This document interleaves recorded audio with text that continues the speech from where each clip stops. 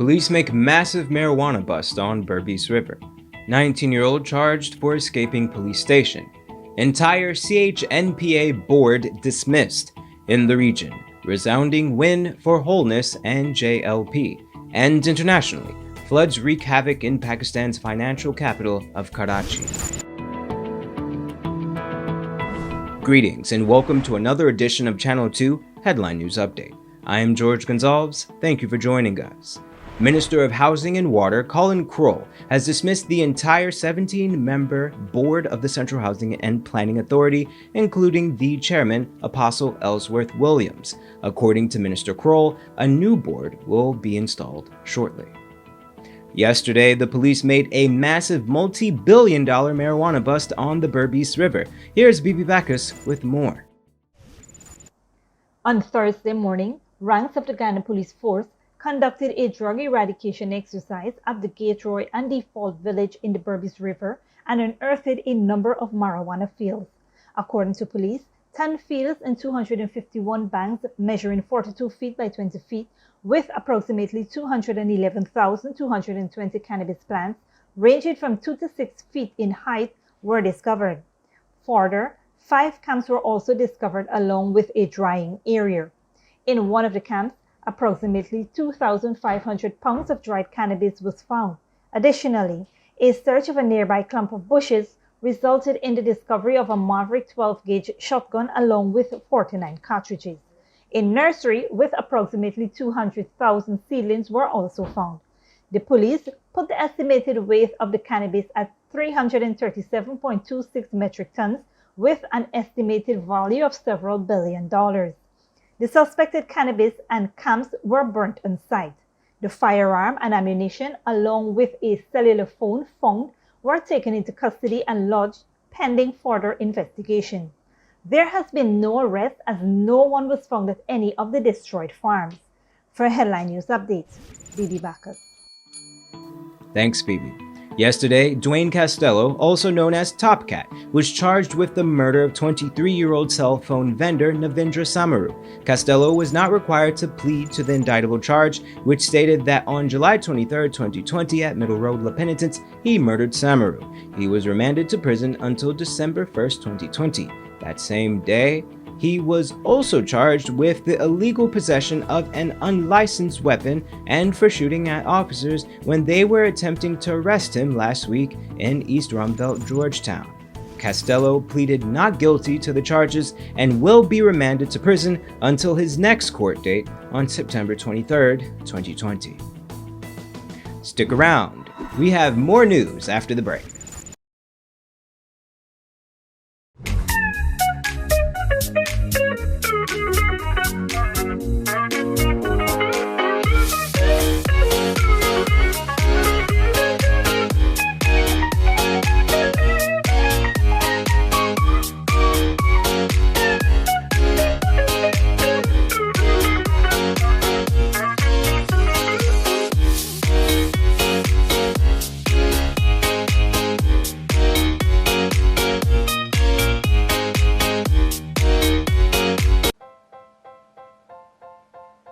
Oh gosh, what's this? Me son can't read or spell. Stop! 0 out of 20. Is what I gonna do here? Hi guys, my name is Ms. Singh and I'm the Senior Teacher at Agriculture After School Program. Due to the spread of the coronavirus and the need for social distancing, we have moved our in-class learning activities to online via Skype. On the online side, we will be focusing on spelling, phonics, reading, and the National Grade 6 assessments.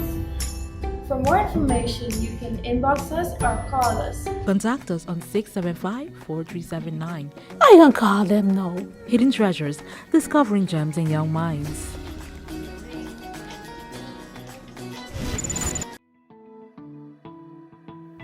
Welcome back.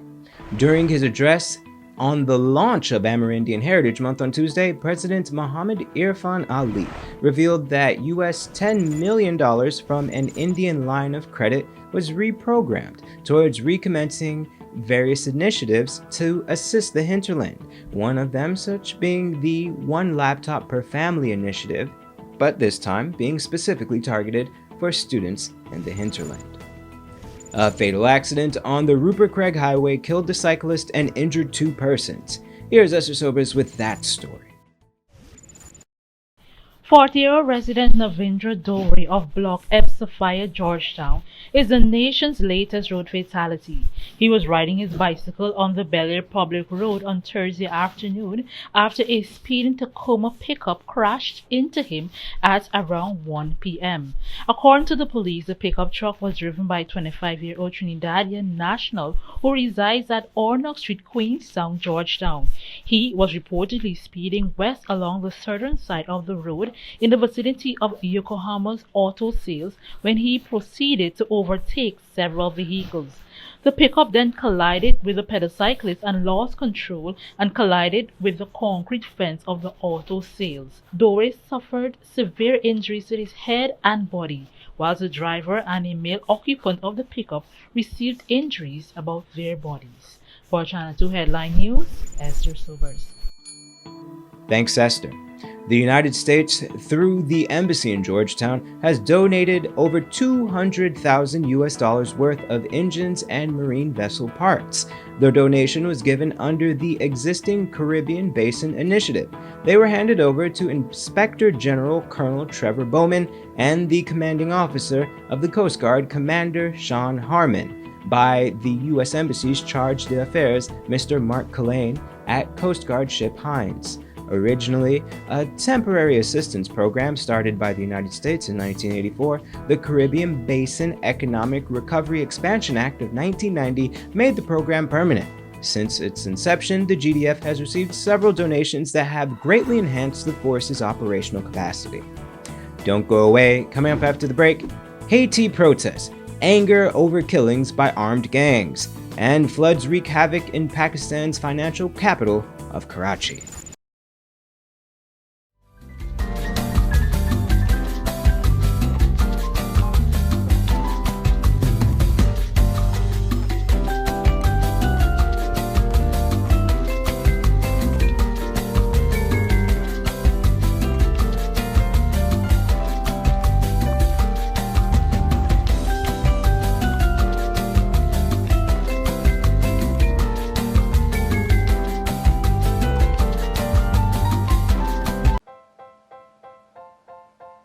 Oh gosh, what's this?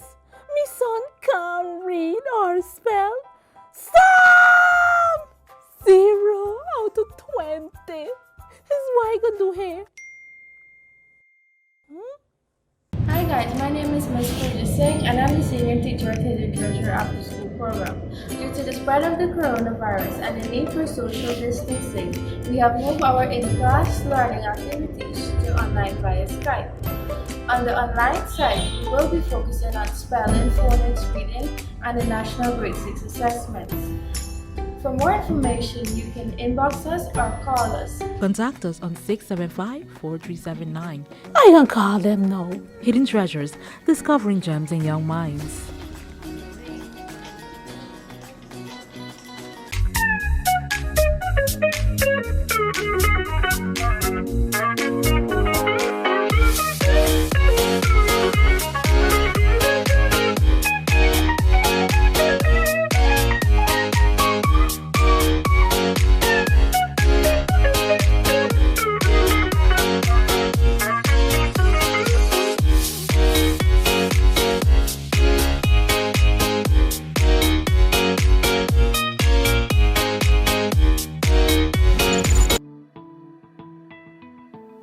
Welcome back. Now we take a look at news in the region and around the world. Jamaica's governing Labour Party is celebrating a commanding victory in the elections. They took 3/4 of the seats in parliament despite fierce criticism of the Prime Minister's decision to hold the vote while coronavirus infections have been on the rise. Al Jazeera's Jamila Maitland reports. The Jamaica Labour Party has swept the board, winning at least 48 of the 63 seats. Leader Andrew HOLNESS during his victory speech. It must never be that the government that emerges from this victory takes on any characteristics of arrogance, of inhumility, it must never be that the government that emerges from this victory takes the people for granted in any way. Meanwhile, at the People's National Party headquarters, the silence was deafening. The usually crowded compound was empty, only the production and the media crew. A disappointed campaign director of the PNP, Philip Paulwell, says he was surprised by the scale of the defeat. The people believe that the government is deserving of another term. The Jamaica Labour Party out-strategize us. And again, in that regard, I have to commend them for that. All across the island, the JLP supporters celebrated, some declaring victory shortly after polling stations closed. The vote came at a controversial time amid a global pandemic, as people are struggling with job losses, the contracting economy, and a spiraling crime rate. Here in one of the nation's tourism hotspots, voters are looking for someone who can provide an answer for their immediate problems. The sector has collapsed due to COVID-19. Things are pretty good. Things are looking up. I want it to stay that way. And in the nation's breadbasket, St. Elizabeth, people want a representative to look out for their best interest. The biggest employer in the region, a bauxite mining company, closed last year after it was taken over by a Chinese firm. Seeing that I'm at home more and no income, I have to be able to ensure that I have more food at home than the norm. Today the nation has spoken. With a 37% voter turnout, they have declared the Jamaica Labour Party as the government they want to run the country. Jamila Maitland, Al Jazeera. Police in Haiti have placed the nation on alert after a series of gang killings. Gangs are allegedly targeting anyone that criticizes the government. Protesters have accused the president of being complicit in the murders, an accusation he denies. Al Jazeera's Andy Gallagher reports.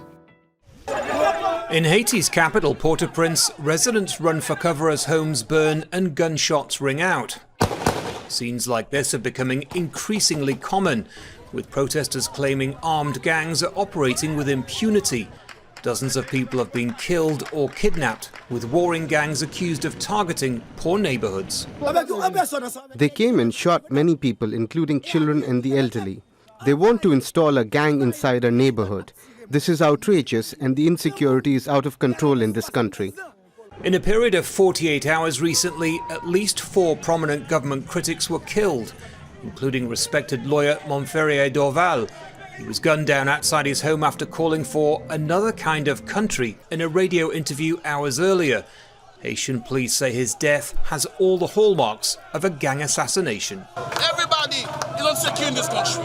We don't accept that. We demand justice. We demand justice for Montferrier Dorval. We demand justice for all the people in the country. Many say this man, self-described revolutionary Jimmy Barbecue Cherissier, is behind the violence. But it's alleged the former police officer is orchestrating armed gangs, and UN calls to bring him to justice have so far failed.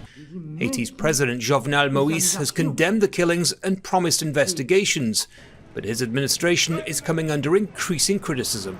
President Jovenel Moïse denies any ties to the gangs, but his critics say he's leaving them alone because they allegedly attack his opponents. As things stand, Moïse is ruling by decree after Haiti's elections were delayed. Those delays have led to constitutional and political havoc and a sharp rise in insecurity. Haiti is still dealing with the aftermath of Hurricane Laura and the ongoing coronavirus pandemic, but protesters say the alleged ties between the government and gangs is a serious threat. So I think the government had already sent a very clear message that us citizens demanding peace, demanding justice, demanding the end of insecurity, we are the enemy. And the gangs they don't have any worry when they are in the streets heavily armed, and they are the friends of the government. Haiti has long been a fragile nation where most live on less than $2 a day. This latest escalation in violent killings has many worried that Haiti may once again be heading towards an unstable future. Andy Gallagher, Al Jazeera. And internationally, Days of torrential downpours and widespread flooding have wrought chaos in Karachi, Pakistan's financial capital. At least 23 people have died, and anger among residents is rising. Al Jazeera's Mohammed Jamjoul reports. In Karachi, floods batter the city, plunging Pakistan's financial capital into chaos.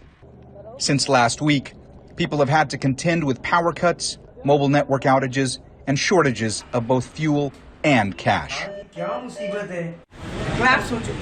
All the ATM machines aren't working all over the city, and we are unable to withdraw money, even for our groceries, and we are facing a huge problem. There is no one to help. Dozens of people have died as a result of the torrential downpours and widespread flooding. And anger is growing. बिल्कुल incompetency है, negligence है. Absolutely, it's incompetency and negligence on part of the government. We are paying taxes, and in return, what are we getting? There's not even a proper sewage system, and that's why there's dirty water flowing all over. Analysts also say corruption and lack of proper urban planning are to blame. But government officials deny those allegations. The accusations made by PTI representatives about corruption or mismanagement in the recent urban flooding situation in the city of Karachi or all over Sindh. I think the rainfall in the city of Karachi was unprecedented. It has broken all previous records, and it is only unfortunate that at this point of time, when the nation needs to work together to solve these problems, these PTI representatives are again resorting to these baseless allegations. Despite the difficulties, driver Haider Ali cleans and repairs his rickshaw. Our financial situation was already bad, and now the floodwaters and poor drainage have made it even worse. I'm unable to drive in these waters. Ali hopes he'll be able to continue to provide for his family. But like so many others in Karachi, he also worries things may get more difficult. Mohammed Jamjoul, Al Jazeera. That's all for today's regional and international news. Here is your 3-day weather forecast.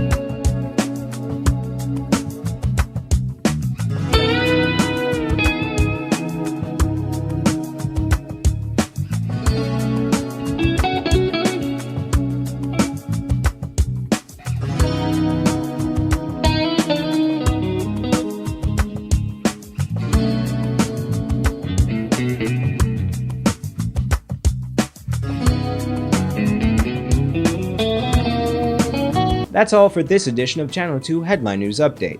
Tune in Monday at 7 p.m. for another episode. Be sure to subscribe, like, and follow us on Facebook and YouTube. Also, visit our website at headlinenewsghana.com for all the news we couldn't fit in the newscast. Until then, take care.